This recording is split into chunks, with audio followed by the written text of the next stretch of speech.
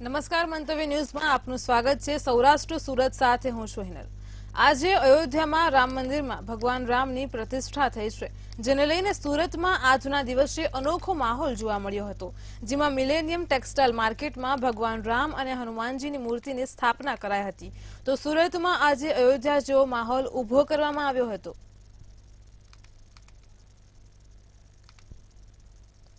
અયોધ્યા ખાતે જે પ્રકારે રામલલાની પ્રાણ પ્રતિષ્ઠા થઈ છે અને તેને લઈને સમગ્ર સુરતમાં ઉત્સાહ છે અને ખાસ કરીને સિલ્ક સિટી ટેક્સટાઇલ સિટી સુરતની વાત કરીએ તો તેમાં પણ ખૂબ જ ઉત્સાહ જોવા મળી રહ્યો છે। ત્યારે સુરત ટેક્સટાઇલ મિલેનિયમ માર્કેટ છે અને આ માર્કેટની અંદર આજના દિવસે જે પ્રકારે જે ભગવાન રામચંદ્રજી છે તેમની પ્રાણ પ્રતિષ્ઠા કરવામાં આવી છે। ખાસ કરીને જે હનુમાનજી મહારાજ છે આ તમામની જે અહીંયા પણ પ્રાણ પ્રતિષ્ઠા થઈ છે અને તેમની મૂર્તિ જે છે તેમની સ્થાપના કરવામાં આવી છે। એટલે કહી શકાય કે જે પ્રકારે એક ક્યાંક ને ક્યાંક જે પ્રકારે અયોધ્યામાં જે પ્રકારનો માહોલ ઊભો થયો છે તે જ પ્રકારનો માહોલ સુરતમાં ઊભો કરવામાં આવ્યો છે। આપણી સાથે ટેક્સટાઇલ વેપારીઓ છે તેમની સાથે સીધી વાત કરીશું જે પ્રકારનું આજનું આયોજન હતું અને કઈ પ્રકારનો ઉત્સાહ।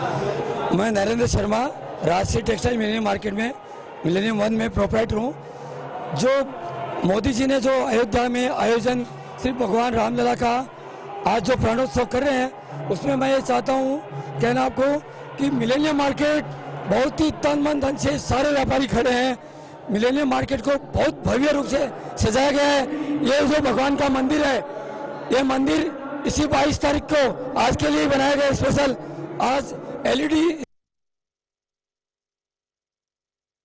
स्पेशल प्रसारण है, भंडारा रखा गया है, हजारों आदमी खा रहे हैं।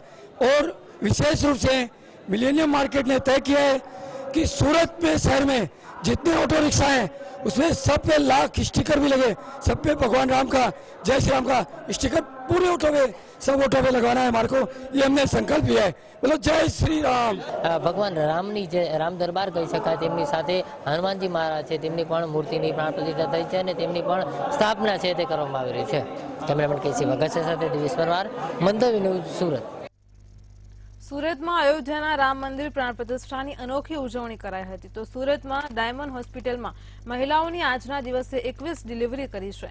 મહિલાઓએ અગાઉથી જ આજના દિવસની નોંધણી કરી હતી। તો ડાયમંડ હોસ્પિટલમાં આજના દિવસે ડિલિવરીનો તમામ ચાર્જ નિઃશુલ્ક કરાયો હતો। જન્મ થયેલા બાળકોના નામ રામ અને સીતા રાખવામાં આવ્યા છે। તો સુરત શહેરમાં આજના દિવસનો અનેરો ઉત્સાહ જોવા મળ્યો હતો।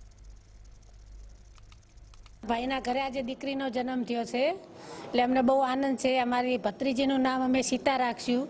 આજે અયોધ્યામાં રામનો પ્રવેશ થાય છે એટલે અમારા ઘરે આજે દીકરીનો જન્મ થયો, અમને બહુ આનંદ, બહુ હરખ, મારી મમ્મીને બહુ હરખ છે। જે દીકરાનો જન્મ થયો છે અને જેથી આજના પ્રાણ પ્રતિષ્ઠા છે રામનવમી, આપણે રામ જન્મભૂમિની, એટલે માટે મારા ઘરે જે જન્મ થયો છે તેથી મારા દીકરાનું રામ રાખવાનું મેં વિચાર્યું છે અને રામ જ રાખશો અમે।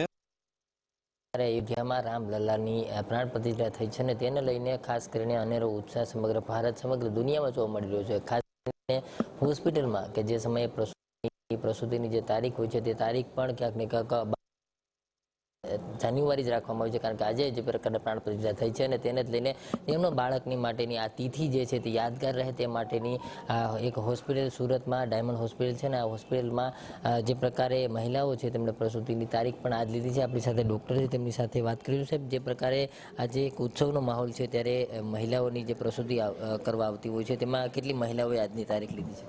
આજના ઐતિહાસિક દિવસ ઉપર હોસ્પિટલ દ્વારા જ્યારે ટ્રસ્ટીઓ દ્વારા જ્યારે ફ્રી ડિલિવરીની જાહેરાત કરવામાં આવી છે તો આ ઐતિહાસિક દિવસને યાદગાર બનાવવા માટે અત્યાર સુધીમાં 5 થી 6 ડિલિવરી થઈ ગઈ છે અને 20 જણાનું વેઇટિંગ છે, જે આજની ટોટલ 25 થી 30 ડિલિવરી થવા પાત્ર છે। ખાસ કરીને જે ક્યાંક નામ સિમિલારિટી નાખવામાં આવી રહ્યા છે રામ અને સીતા, કેટલા પરિવારો આ પ્રકારનું વિચારે? હવે આ ઐતિહાસિક દિવસે જ્યારે દેશમાં દિવાળી જેવો માહોલ છે ત્યારે લોકોમાં બી ઉત્સાહ અને ઉમંગ જોવા મળી રહ્યો છે। આજની જે બી ડિલિવરી થઈ છે એમાંથી 2-3 બાળકોએ પોતાના બાળકનું નામ રામ અને સીતા રાખ્યા છે। આપણે વાત કરીએ તો આજે તો સનાતન ધર્મ માટે અને ભારત વર્ષ માટે બધાને એવું દિવસ છે કે જેનો હર્ષોલ્લાસ અને ગૌરવાન્વિત કરવાની વાત છે। એ દિવસે આપણે હોસ્પિટલ તરફથી જ્યારે મફતમાં ડિલિવરીનું ચાર્જ કરવામાં આવ્યું છે ત્યારે આપણા હજી સુધીમાં 21 ડિલિવરી જેવાના નામ નોંધાઈ ગયા છે, જેમાં 6 ડિલિવરી થઈ ગઈ છે। જેટલી મહિલાઓ જે છે તેમણે આ તારીખો નોંધાવી છે અને આજના દિવસે પોતાના બાળકોને જન્મ આપ્યા છે, જેથી કરીને તેમની આ જન્મ તારીખ જે છે તે ઐતિહાસિક રહે અને હંમેશા માટે યાદગાર રહે.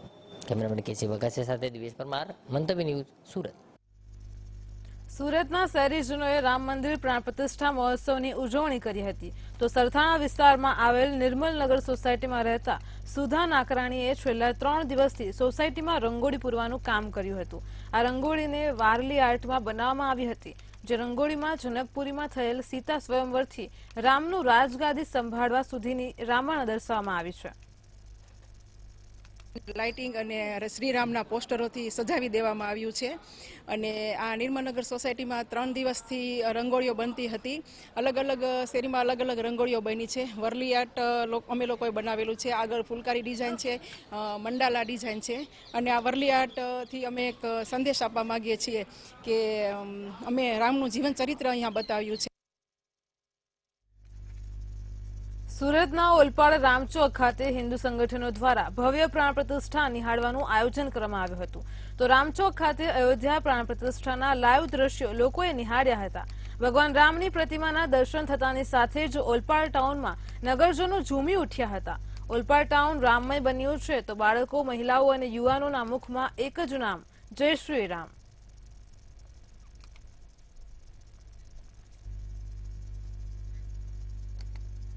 સુરતમાં રામ મંદિર પ્રાણ પ્રતિષ્ઠા મહોત્સવની ભવ્ય ઉજવણી કરાઈ છે. તો સુરતમાં દુકાનદારોએ પ્રસાદી રૂપે ફ્રીમાં વસ્તુઓનું વિતરણ કર્યું છે. ખમણના દુકાનદારે 1000 કિલો ખમણ ફ્રીમાં વેચ્યા હતા. પ્રાણ પ્રતિષ્ઠાના જીવંત પ્રસારણ માટે ડિસ્પ્લે પણ મૂકવામાં આવી હતી. લોકોએ ફટાકડા ફોડી તેમજ નાચ ગાન સાથે રામલલ્લાના વધામણા કર્યા હતા. મોટી સંખ્યામાં લોકો રોડ પર એકઠા થઈને ભક્તિમાં ડૂબ્યા હતા.